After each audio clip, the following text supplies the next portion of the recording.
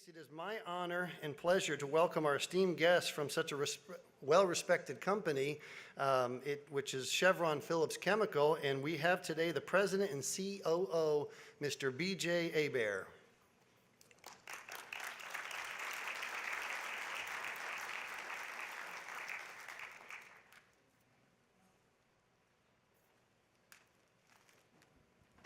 Thank you. Good morning, everybody.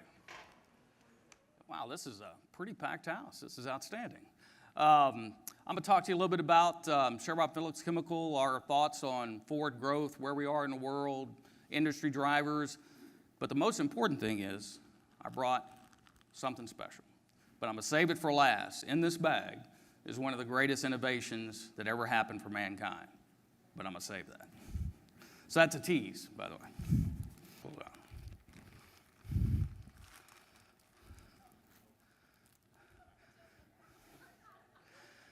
But here's a hint.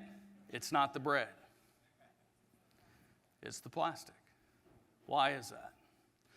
Well, what you see as a plastic bag is really 3 layers of highly engineered plastic designed to do 2 things, right?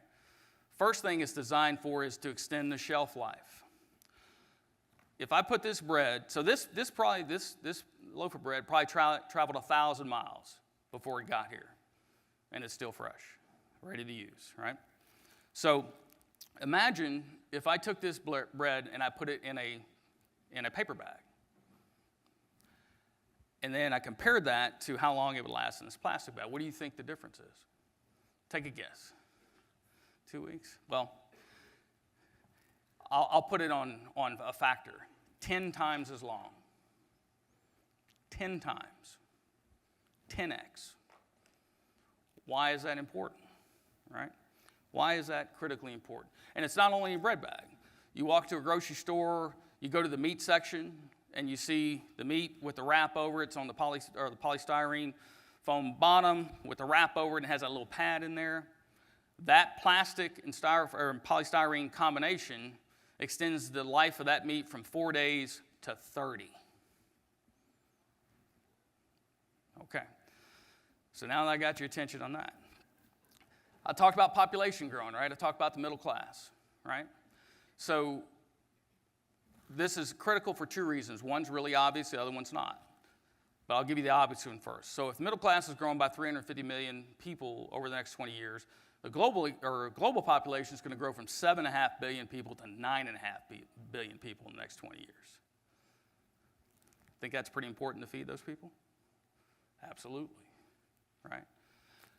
The real message I want to leave you with, when you look at these plastics, next time you go in a grocery store, and every time you see one of these, think about feeding the world. And these are single-use plastics, one of the ones that are being attacked, right? These plastics are being attacked every single day. You eliminate this, you eliminate this, people will starve. You can't feed the world. Won't happen. Can't do it. Don't forget that. So, and it's highly engineered. So I talk about 3 layers. There's 3 layers of plastics on this. You buy a box of cereal, the bag that's inside the box. There's 3 plastic liners inside that bag to make the cereal last longer.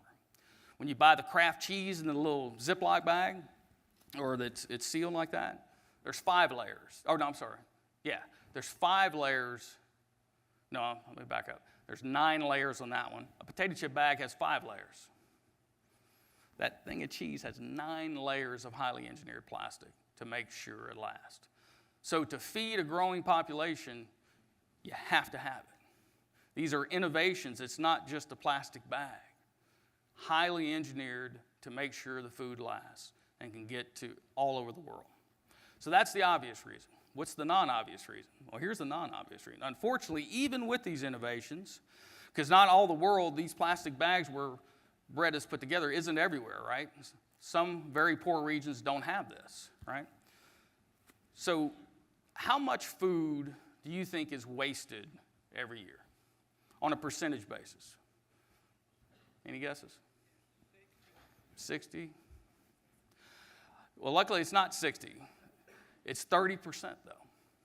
So 30% of all food grown in the world is never consumed. It's wasted. So one, that's a problem right there in itself, right? That has to be fixed to feed that 9.5 billion people coming, right? So you have to have more of that, right? But here's the other problem with that most people don't know, and I didn't really know it until I started studying or looking into it, is what happens to food when it decomposes? What happens? It gives off greenhouse gases. It gives off natural gas, CO2, all right? So 30% of all food wasted, that's 1.3 billion tons a year. So if you calculate the greenhouse gas equivalent generated by that 1.3 billion tons a year of food that's wasted, that's 3.3 billion tons of CO2 equivalent greenhouse gas emissions. If food waste was a country, that would be the third largest emitting country. Think about that. So the greenhouse gas, by not using this, emissions go up, not down. You eliminate this, emissions go way up, right? Go way up. So it's absolutely critical. And right now, the way the political climate is, it's so partisan. You know, you have lots of folks out there wanting to eliminate all plastics. Can't happen. Can't happen. We can't let it happen, right? We have to communicate. And one thing the industry's done a really bad job of is communicating stuff like that, the value that our products bring. For years and years, most of my career, you know, we kept our head below the fence, you know, don't make any waves, just run the plant. No. We have to change. We have to educate people about what we're doing, what our products are, and the importance. But there's people out there that want to get rid of it, but they don't understand. They don't get it, okay? We have to educate them. And, you know, when we start talking about, and that's, you know, plastics are all fossil fuel based. Lots of pressure on fossil fuel companies. Normally, you know, both our owners are you know, oil and gas companies. And we're really an oil and gas company because our feedstocks is all fossil fuels, right? And so lots of talk out there about energy transition, lots of talk out there about eliminating fossil fuels. Can't happen, right? We have to adopt an all-the-above energy policy. We have to get better. We have to lower emissions. We have to keep plastic out of the environment. You know, we have to make cars more efficient. All of those things. Have to do all the above, but you can't eliminate fossil fuels. What do you think the other huge use of fossil fuels is that nobody thinks about that ties to the bread in that bag? What do you need to grow food? You need a seed, water, soil, sunlight. What else do you need? Fertilizer. Ammonium nitrate. What's the raw feedstock to make ammonium nitrate? Anybody? Natural gas. So for the people who are following the news right now, do y'all see what's going on in both Europe and the UK right now? Well, what's happening is oil and gas companies are being, their stock price, you know, have shareholders, right? So companies are being pushed to not invest in fossil fuels because you're not getting, normally when a company, you look for two signals, right? You look for supply and demand, where to invest, where you think you can make a return, where you can make a profit, and also what you think the shareholders will reward. What do the shareholders demand? Normally those two things would go hand in hand. Right now they don't. So right now the market's sending an unbelievably, incredibly powerful signal to invest in oil and gas and invest in fossil fuels. But the other signal that CEOs have to look at is the share price. It's sending an entirely different signal. So what do you think happens if those companies can invest into fossil fuels to develop products like this to make sure we have the ammonia? Price goes up. It's exactly what's happening in Europe right now. Europe's about $25 MMBTU for gas right now.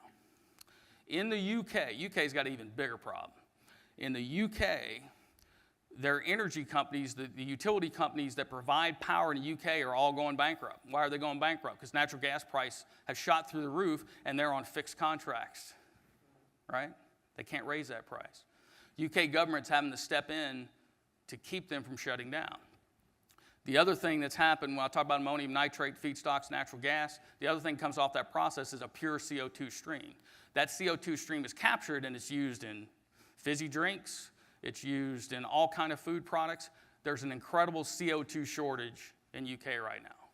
Government's having to step in to do it. If we don't take that all above philosophy, what we will end up with is higher cost, less choice, and the environment won't be helped. We have to get better. We have to educate folks. They have to understand the value the products are bringing. But with all that said, we're focused on reducing emissions. We have to get better. Have to get better across it. Remember the per capita consumptions I talk about? All our behaviors are going to have to change in order to be able to support 9.5 billion people.